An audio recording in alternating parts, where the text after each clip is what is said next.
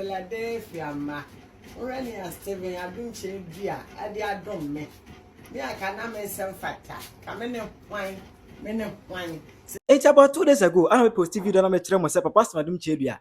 Na safuma na omudi je okantamanto omu ajapade nyina hye no. Wache 22 billion cedis ama wo mabusia. Sado ye na safuma ani age edu se ebo na baso aha Penyah blog media mesere wa. Say obe like video na obe subscribe button so be click notification icon na be kire wa dwen e dey ama me e wo comment section. Ejiro yen ka bi hye mo 1st January ana ejato okantamanto ma ho nyina hye ye duro be ya amfa bibia for sure ya amfa hye okantamanto. Na esi ye no ene was Papa Stephen Adom Kyei Duah ejana so le e hye na safuma ne bo say oh memma musika edwadefo a mo ba ma asore a mo na mo di dwa okantamanto de memma mo mo ajapade enkokora me hye ma na mu ema otuzika din se obeche 22 billion 2.2 million Ghana cedis. Philadelphia Council of Royals and Nakuyadom Yegina Philadelphia Bofo na nemu Emma Wanuma Prevention to one another 2.2 million Ghana. Hey! Philadelphia ma one course man 22 billion currency. Bente sekani ya 22 billion. Enti ya ma 22 billion baya V8 mienu. Aya Accra Brothers ena Accra Executives ena manager wonye na beshe na wawache fefe na mase Philadelphia ma won kosa manim se mama mobonta moye na Africa jetira ifirisoro we ye nyankopon aba emfa okase mu mrew emfa wo kakraka mu mrew wanu monya mu mrew adomum kwa adomum na mrew na zasika we no ana 3 days ago ye Sunday ye obeche ye executive for one time any manager on that mechanism one can ha see agina ye Papa Stephen Adom Kyei Duah nam eme wiase nyina hu se ye wo kan no waye na ye present sikai ema ye nuanom kantamantofo na ye sa agina Papa nam mi aka tira wo se we ye Papa Stephen Adom Kyei Duah ade mamu ebe ye nshira aye na won so sika na be kan won sa no ye sika ni ye we fi wo di fo nsem ade bia wo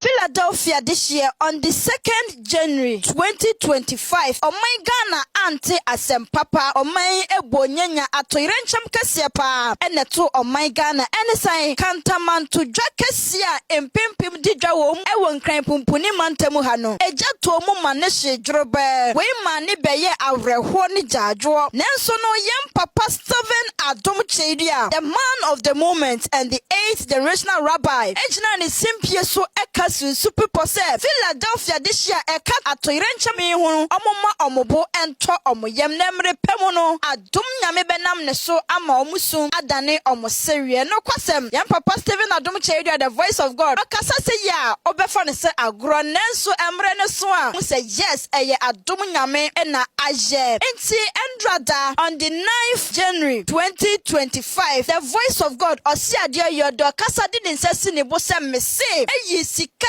emudro eye 22 billion echema Philadelphia this year omododo ye 116 se omumfa nkwhye abrabo ase enye besia omumfa nkwhye omabrabo ase foforo na odofo echiche sika no wieye no na ankrankra bia anase enipa bia enya eye enesika so wodi bema eye 18,965 Ghana cedis sanso ne ye kosika dadani mu a eye 180,965 Ghana cedis ensure adom nyame animonyam kame ho eni mompna busuan ne yenti omani gsm ne omaho keka mommy adumo adumara kwa mommy chese onsema ye fankasa mi papa Stephen Adom Kyei Duah danasi papa ma da pano nyama pepo lo nyama pepo sro nyaku agafo konyi famala ma favi bukata nyama nyaba gbare adum da ava dum nyama kpoga akowo sro nyapoko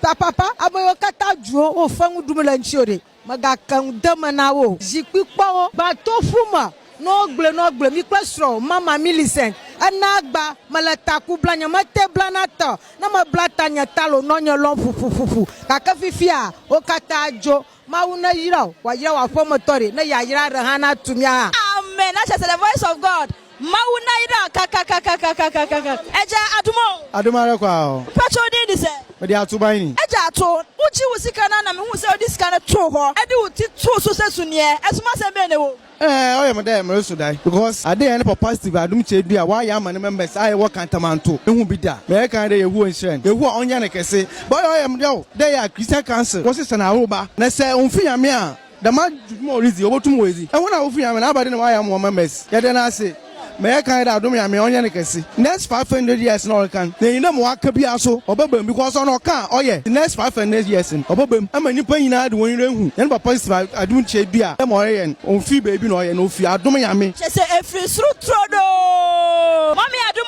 Adom ala kwa awu me hu se uchi wusika no enisio owura ho adia we see ye me kramfo baaku omo amfre sikanti omo be frɛ me ama me my operation hu mi mbedi adanse ye jiadele nyajijo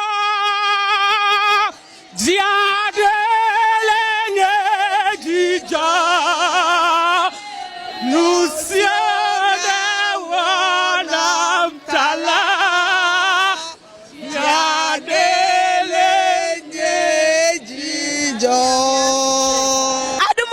Adumala kwa. Pacho di de se. Kwa me yeboa. Daddy wait here. Anya se me kai we ya. Me show ti bia mu asa ohun fawo. Na atoire nche me asa aka oni amankai anya adum nyame a. Da be na be sa bobo sika no anya sika twitiri die we. Sika de se ewai se edwomo. Enkofo ka so mo be cheska. Ye hu sika kro. Papa de nyame na ode ne baaye no. Ye danase. E dan yirase. Oba be na ne kube yiska se ode ko che nipa. Ode me yiri ni. Hey, o wife ni e. Etu no wife ni na manya. Hey, almost 190 million. Watch it. O wife on watch. The sense wa ya real tifie. Kakra wa dem obi so anhwa wan so na ja somo no. Nti ne ye ni nda. Ja da papa si o. Papa ye nya ne so. Erade hya no na anyema nya me nya ne kasi o. Papa ye ni nyina o. We dia dance pefe se Christo so papa no afei na aba. Die di mu na ba. Nti afane afanyina enyeko. Selina Owusu Adom Enimidin reporting from Accra. Ora say, Oche this kind of was one. Let's kind of share, Abusia. Social media users are reacting to this money now share, Now, there's na safumana omunye sikeni bin edi enijie da papa se come for the and munyam. Philadelphia ma. Already Stephen Adom Kyei Duah ade adom me. Me aka na me sem factor. Ka me ne hwan. Se sika se me tum famo. Se me nya dan yo. Se me masu. Se me nya dan yo. Oh, Awurade Adom Kyei Duah nyame hira wo ne ya na hema Millicent. Millicent Adom Kyei Duah we oba wate. Shanko baby okra ka ni kodi skeba ko baka yesu enya. Hwe nipa dom nipa 116. Nyama ya de abu adwene ntiase so. Nyama ya abu adwene ntiase. Nyame hira mu. Enhira mo busuafo nyina. Ni masifo nyina nyame hira mo nyamo kase. Bibia papa edi na no beka bia emle musa Ghana foi me ka kire mo mu susu fama no Stephen Adom Kyei Duah no no ye ka so nyame nipa. Hwade a waje 200 million no odi ama me. Sa no achicha ma ye nyina. Hwe hwan na betimi aye sebie. Bra bia me yiti fie so for ma ne sika 10 million. 10 million ne ne ma hye 10 million dia no odi koye. Na so hwe Stephen Adom Kyei Duah sika odi ama me. Hwe eni who can say me eni we bushani bia kame minya bimpo bushani bia for 1000 kwa ma me na so kwadwo Stephen Adom Kyei Duah hwe ne odi adom me ye kamene hwan Ewurade me da wasi o adu nyame me da wasi o me da wasi o my Ghana fo mommy hwe papa yie na papa ye mfi yen sa wate na ye ntra ne ho na ne obeka bi a ye ntie ewo Yesu Kristo din mu amen ye mpanifo eka ye ho na nanom ahemfo ahemmafo mpanifo ni nyina brothers ni nyina ye da mu nyina ase na manjama Philadelphia ma wo kantamanto ye ni sododo ye damase ewo nyame agya oba no nkrokro din mu amen. Obetima chere waju na ewo comment say ne pese nyamesum eye anka asafo no mu osika safama ho tiri mo na nkama boa wo mu oda say na nkama boa wo mu nya bibia na ye mpaye money perfume nyina ho hia eye useless. Sometimes you have to just give physical help and yes spiritual nya bibia na spiritual. Life is spiritual and physical. It is 70% physical, just 30% spiritual.